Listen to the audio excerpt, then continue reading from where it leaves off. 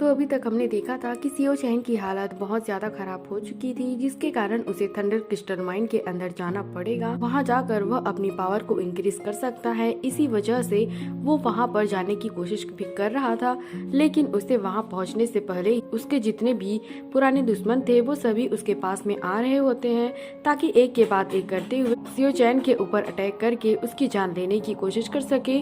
फिर हम देखते हैं कि सियो चैन के दोस्तों ने यहाँ पर सभी दुश्मन के ऊपर अटैक करने की कोशिश की थी, लेकिन दुश्मन बहुत ज्यादा थे तो उसके दोस्त भी कुछ भी नहीं कर पाते। इस वजह से सियो चैन अपनी बची कुची पावर का इस्तेमाल करते हुए खुद की पावर को एक्टिवेट कर लेता है, ताकि सारे दुश्मनों का मुकाबला कर सके। जिसके बाद यहाँ से इस एपिसोड की शुरुआत होती है।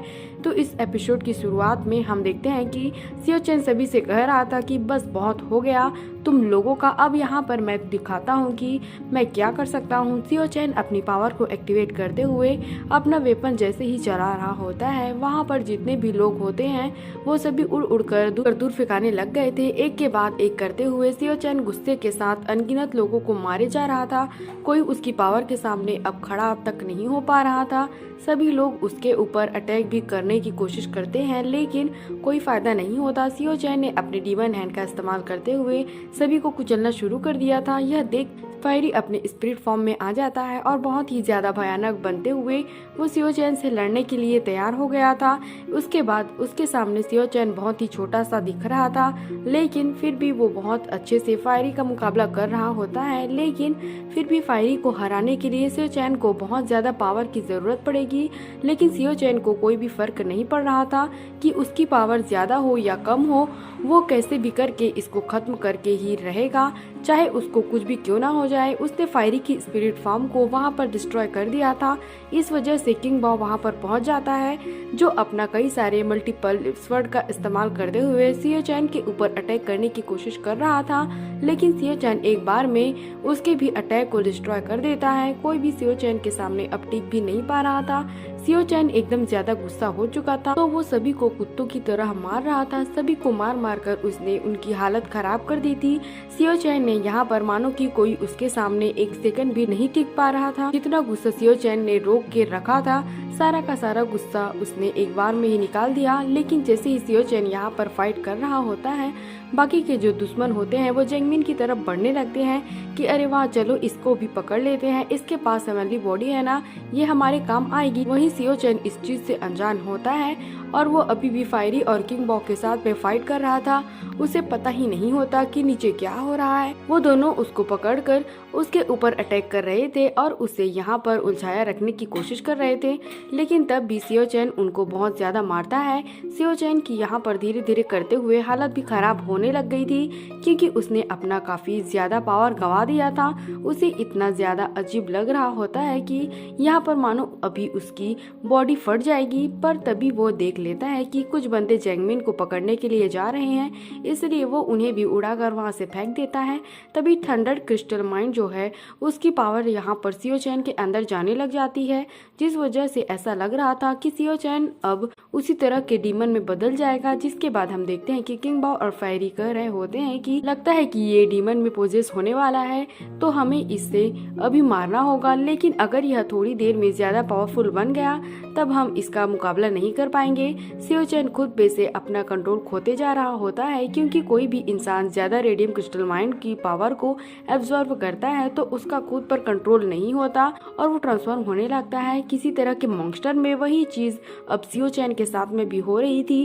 सियो चैन पागलों की तरह इधर उधर सबके ऊपर अटैक किए जा रहा था। जैंगमिन उसके पास जाती है और उसे रोकने की कोशिश कर रही थी कि सियो चैन रुक जाओ, ज्यादा पावर को एब्जॉर्ब मत करो, तुम एकदम भयानक में ट्रांसफॉर्म हो जाओगे तो तुम उसके बाद खुद पर कंट्रोल भी नहीं कर पाओगे। इसीलिए तुम्हें खुद को होश में लाना है और इतनी ज्यादा पावर को नहीं एब्जॉर्ब करना है। इस वजह से सियो चैन आखिरकार वहाँ पर होश में आ जाता है और खुद को रोक लेता है, नहीं तो अभी भी सियो चैन यहाँ पर उसी तरह के मॉन्स्टर में बदल गया होता।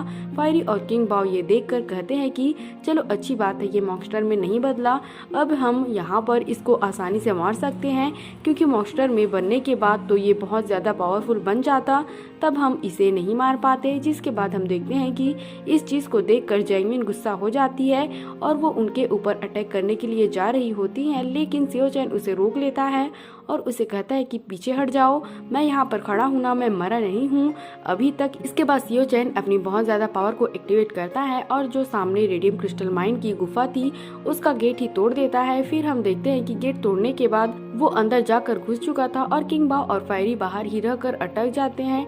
इधर रेडियम क्रिस्टल माइन के अंदर जहाँ पर वांग फेंग अपने साथियों के साथ में कैंप लगाकर खड़ा हुआ था, वहाँ पर हलचल होने लगी थी। इस चीज को देखकर वो घबरा जाता है कि ऐसा लग रहा है कि कोई यहाँ से अंदर घुस रहा है, लेकिन वो हो कौन सकता है, इसको यहाँ से अंदर घुसने का रास्ता मिल गया, कहीं ये मेरे रेडियम क्रिस्टल माइन की पावर को ही ना ऑब्जर्व कर ले, मैं उसे किसी और को नहीं लेने दूंगा। जिसके बाद हम किंग राओ को देखते हैं जो अब अपने मास्टर की स्पिरिट को पोजेस हो चुकी थी। उसके मास्टर की स्पिरिट ही किंग राव की बॉडी में अपना कंट्रोल हासिल कर ली होती है और वो वहाँ से आगे बढ़ते जा रही थी, जहाँ वो काफी ज्यादा खुश होती है कि मैं अब इतने सालों के बाद वापस से जिंदा हो गई। इसके बाद हम जैंगमिन को देखते हैं जो सियो चैन को एक जगह पर लेकर आई हुई थी और वो यहाँ पर अपनी जो उसने किताब में कहानी लिखी थी, एक एम्परर और उसकी वाइफ दोनों मर जाते हैं, तो वही कहानी को याद कर रही थी कि कहीं यहाँ पर मेरे साथ भी ऐसा ना हो जाए। मैं सियो चैन को नहीं खोना चाहती, कुछ भी हो जाए सियो चैन को जिंदा रहना होगा। जैंगमिन की जैसी ही एक आंसू सियो चैन के हाथों पर गिरता है, सियो चैन को होश आ जाता है और इस चीज को देखकर जैंगमिन की खुशी का ठिकाना ही नहीं रहता। लेकिन ये लोग खुशी हो रहे थे कि तभी वहाँ पर किंग राव आ जाती है जो यहीं पर भटक रही थी और उसे यहाँ पर सियो चैन और जैंगमिन दोनों मिल गए थे।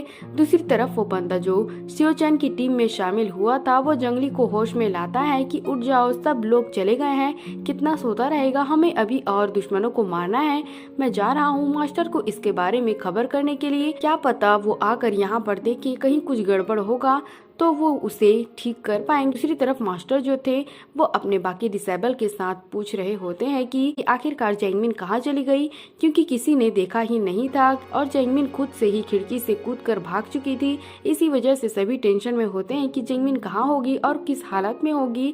जिसके बाद दूसरे सीन में हम देखते हैं कि किंग राव जो होती है वो आगे बढ़ते हुए कह रही थी कि अरे वाह, इस लड़की के पास तो हेवनली स्पिरिचुअल बॉडी है, ये बॉडी तो मुझे चाहिए, बहुत कमाल की बॉडी है ये। और वो कहती है कि मैं पुरानी वाली किंग राव नहीं हूँ जिसे तुम बड़ी आसानी के साथ हरा सकते थे, मैं उसकी मास्टर हूँ। अब मैं देखती हूँ कि तुम यहाँ पर मेरे सामने कैसे टिक पाते हो। जो सीन दिखाते हुए यह एपिसोड यहीं पर खत्म हो जाता है। तो अगर आपको एक्सप्लेनेशन अच्छी लगी हो तो हमारे चैनल को सब्सक्राइब और लाइक जरूर करना। Thanks for watching.